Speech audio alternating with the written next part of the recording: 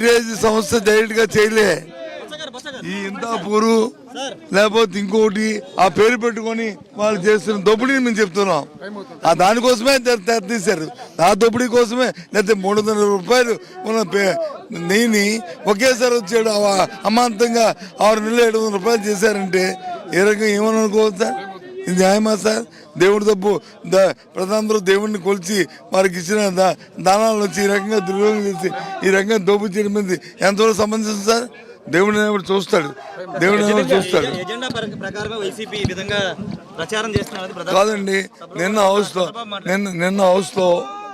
House లో వాళ్ళు వచ్చి దీని వ్యక్తి నిన్న హౌస్ లో చేసి ఒప్పుకొని మళ్ళీ గొడవ దిగారు. ఎందుకు యూటర్న్ తీసుకుని ఎందుకు చర్చికి రాలేదు? అది మేము అడుగుతుంది. రమ్మండి చర్చికి వస్తే తెలిసే కదా, వాస్తవాలు తెలిస్తే కదా. ప్రజలందరూ చూస్తారు కదా, వారి మాటలు వింటారు, మా మాటలు వింటారు, అందరి మాటలు వింటారు. ప్రజలంత అమాయకం కాదు కదా. ప్రజలు కూడా ఆ మాత్రం ఆలోచన పడలేదు కదా, ఆలోచన శక్తి ఉన్న వాళ్ళు కదా. చంద్రబాబు నాయుడు నిజంగా నిజాయితీపరుడు కాదు కదా. ఎందుకు మేము సరిపోమా చర్చకి? మేము అందరం ఇంతమంది సభ్యులు కాదా? శాసనమండలిలో చేయకూడదా? చేయమనండి. మొదటి నుంచి కూడా హెరిటేజ్ ఫ్రెష్కి ఈ కల్తీ నెయ్యి వివాదానికి సంబంధమే లేదు. మొదటి నుంచి కూడా సంబంధం లేదు. పోనీ జగన్మోహన్ రెడ్డి ఏమైనా మొదటి నుంచి దీని గురించి ఏమైనా ప్రస్తావన తీసుకొచ్చాడా? దీని ప్రస్థానం ఎక్కడైనా వచ్చిందా? ఎలాగోలా తప్పించుకోవాలి, లేదంటే వాళ్ళకి ఒక ఫుడ్కు సంబంధించినటువంటి సంస్థ ఉంది కదా, దానికి దీనికి లింకు కలిపేద్దాం. ఇప్పుడు ఎలా అయితే ఫస్ట్ గుండెపోటు, తర్వాత గొడ్డలి వేటు, అలానే ఎప్పుడైతే ఈ కల్తీని వివాదం ఈ నినాదం ఆర్తనాదం ముందుకు వచ్చి పడిపోతా ఉందో దానికి తట్టుకోలేనటువంటి జగన్మోహన్ రెడ్డి పేటీఎం రైటర్లను పెట్టుకొని సంబంధం లేని నెయ్యి కాంట్రాక్ట్ కోసం దిగజారిన చంద్రబాబు. అసలు నెయ్యికి చంద్రబాబు నాయుడు గారికి సంబంధం ఏముంది? సాక్ష్యాలతో సహా, సాక్ష్యాలు ఏ రోజు కూడా సాక్షిలో ఉండవు, అది వేరే విషయం. చూడండి, నెయ్యి తీగలాగితే బయటపడ్డ హెరిటేజ్ డొంక. ఇందాపూర్ డైరీకి కాంట్రాక్ట్ కోసమే చంద్రబాబు కుట్ర. ఇది ఇందాపూర్ కాదు నాయన, ఇందాపూరో మాదాపూరో కాదు, ఎండాపూర్. ఎట్టో కొండాపూర్ అని రాయిలా నువ్వు.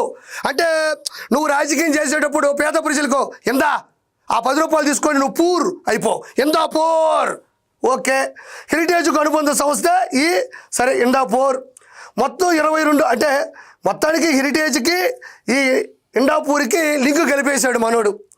మొత్తం 22 సంస్థలతో హెరిటేజ్ సిండికేట్ 2014 నుంచి 19 వాటికే 189 కోట్ల నెయ్యి కాంట్రాక్టులు. నాడు కిలో 278కే ఇందాపూర్ కాంట్రాక్టు. రేటు తక్కువ కాబట్టి కల్తీ అంటున్న బాబు సూత్రం ఇందాపూర్. కూటమి అధికారంలోకి రాగానే రంగంలోకి వచ్చిన ఇందాపూర్ ఇతర డైరీలను బెదరగొట్టేందుకే నెయ్యిపై బాబు రాద్ధాంతం. అందుకే టెండర్లలో పాల్గొనని ప్రముఖ డైరీలు. నాకు ఇవన్నీ చూస్తుంటేనబ్బా, ఇక్కడంతా కూడా ఎంత చూస్తూ ఉంటే ఎక్కడంటే ఇదిగోడికి కూటమి అధికారంలో రాగానే వచ్చేసిన ఇందాపూర్ ఇతర డైరీలను బెదరగొట్టేందుకే బాబు. ఇవన్నీ చూస్తుంటే ఎట్టుందంటే కల్తీ మద్యంలో ఏదైతే డిస్టిలరీస్ కంపెనీస్ ఉంటాయో, అంటే జాతీయ అంతర్జాతీయ బ్రాండ్లు తయారు చేసేటువంటి కంపెనీలు ఉంటే, అంటే మంచి బ్రాండ్లు ఉండేటువంటి కంపెనీలు ఉంటే, జగన్మోహన్ రెడ్డి అధికారంలోకి రాగానే కల్తీ మద్యాన్ని అమ్మి పూర్తి స్థాయిలో డబ్బులు ప్లస్ ప్రజల ఆరోగ్యాన్ని పూర్తి స్థాయిలో ఇబ్బంది పెట్టే విధంగా ఎప్పుడైతే డిస్టిలరీస్ కంపెనీస్ ఒరిజినల్ ఫార్ములాస్ని పక్కన పెట్టి షెల్ కంపెనీస్ని ఓపెన్ చేసి వాటి ద్వారా కల్తీ మద్యాన్ని ఎలా అయితే వాళ్ళ సొంత మనుషులకి దారుణమైన ఫార్ములాతో స్పిరిట్తో ఎలా అయితే కనిపెట్టాడో అలానే ఉంది స్క్రిప్ట్ అంతా కూడా ఓవరాల్గా.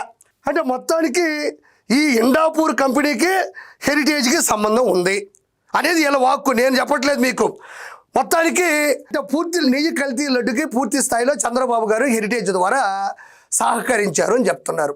అయితే ఇలాంటి అభియోగాలు ప్రస్తావించిన తర్వాత, రుద్దిన తర్వాత ఆ హెరిటేజ్కి సంబంధించినటువంటి అఫీషియల్ లెటర్ హెడ్ మీద అఫీషియల్ స్టేట్మెంట్ ఇచ్చారు వాళ్ళు. అది కూడా మనం ఒకసారి చూద్దాం. ఇదిగోండి, ఏదైతే సాక్షిలో 5 గంటల 53 నిమిషాలు ఉదయాన్నే పెట్టారో ఆ పోస్టుకు సంబంధించినటువంటి క్లారిఫికేషన్ అఫీషియల్ లెటర్ హెడ్. ఇదిగో హెరిటేజ్కి సంబంధించినటువంటి అఫీషియల్ స్టేట్మెంట్